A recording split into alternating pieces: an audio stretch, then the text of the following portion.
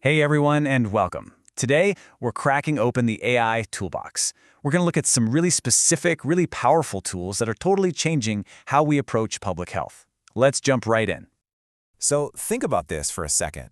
How can a machine sift through millions of tweets to actually predict and stop a disease from spreading? I know, it sounds like something straight out of a movie, right? But it's really happening. And this one question gets right to the heart of what we're talking about today. It's not about some single magical AI. It's all about having the right tool for the right job. So here's our plan for today. First, we'll quickly look at the massive challenge public health is facing. Then, we'll pull 3 key tools out of our toolkit. The first one is all about understanding language. The second is about seeing patterns in images. And the third? Well, that's the real power tool for deep learning. And finally, we'll wrap up with why choosing the right tool is the most important part of all. You know, the biggest hurdle in public health today is just the sheer amount of data.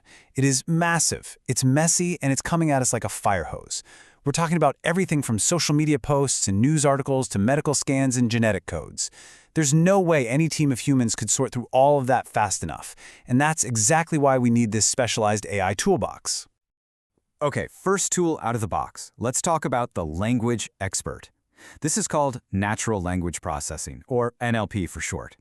Basically, this is the tool you grab when the data you need to make sense of is made of, well, words. So what is NLP? In the simplest terms, it's all about teaching computers to understand how we humans actually talk and write. And I mean really understand it, all the slang, the typos, the weird ways we phrase things. It's not just about recognizing keywords, it's about getting the context, the feeling, the meaning behind the words. So let's go back to that tweet question. Here's exactly how it works. First, the system just vacuums up millions of public posts. Then you train the NLP model to hunt for keywords, things like fever, cough, or can't taste anything. But here, and this is the amazing part, it doesn't just count the words, it actually analyzes the sentiment. Is someone joking about having a cough, or are they genuinely worried? That difference is everything. And the result?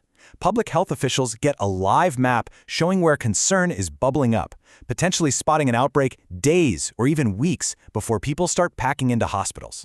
Incredible, right? Okay, let's put the language tool down and pick up the next one. What if your data isn't text? What if it's pictures or scans or videos? Well, for that, you need to give the computer a set of eyes, and that's exactly what computer vision does. Computer vision is pretty much what it sounds like. It's the whole field of AI focused on one thing, training computers to see and understand the world visually. It's about teaching a machine to look at a picture or a video and recognize what's in it, find patterns, and spot things that might be out of place, just like our own eyes do.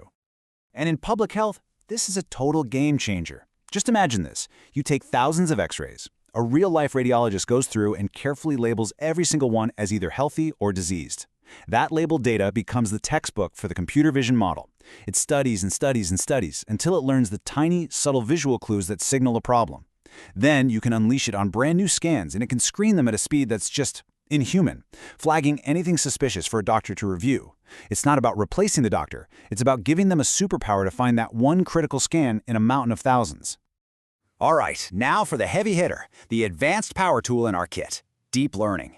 If NLP is your language expert and computer vision is your visual analyst, think of deep learning as the master brain that can supercharge both of them and find patterns so deep and complicated that a human might never see them.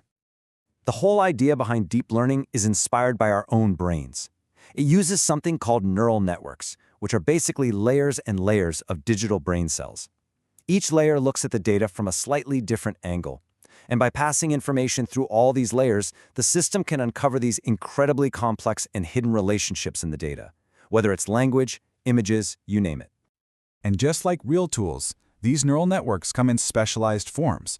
For instance, some are specifically built to be amazing at analyzing images. They're the engine inside our computer vision tool.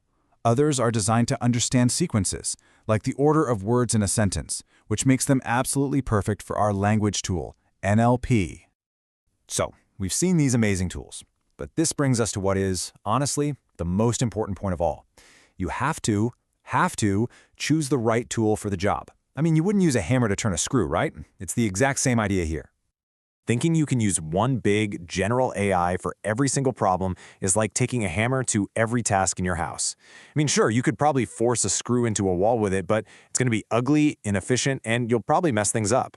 Using an application-specific AI, like NLP for text or computer vision for images, is like picking up a screwdriver. It's precise, it's effective, and it gives you the best possible result. Period. And we have to remember, the stakes here are unbelievably high. When you're trying to stop a pandemic or diagnose a patient, there is absolutely no room for messy and inefficient. Precision saves lives. It's that simple. And using the right AI model, well, that's precision in action. So, if you take one thing away from this, let it be this. Being successful with AI in public health isn't about having the most powerful computer. It's about being smart. It's about matching the right AI tool to the right kind of data. You do that, and that's how you get the faster, more accurate results that will ultimately save lives. And that leaves us with a really exciting question to think about. We have this incredible, powerful toolbox. We know how to use the tools. So my question to you is, what's the biggest public health challenge out there that you think we should point these tools at next? I'd genuinely love to know what you think. Drop your answer to that question in the comments below. And hey, if this helped you understand things a little better, please hit that like button and subscribe for more explainers like this one. Thanks so much for watching.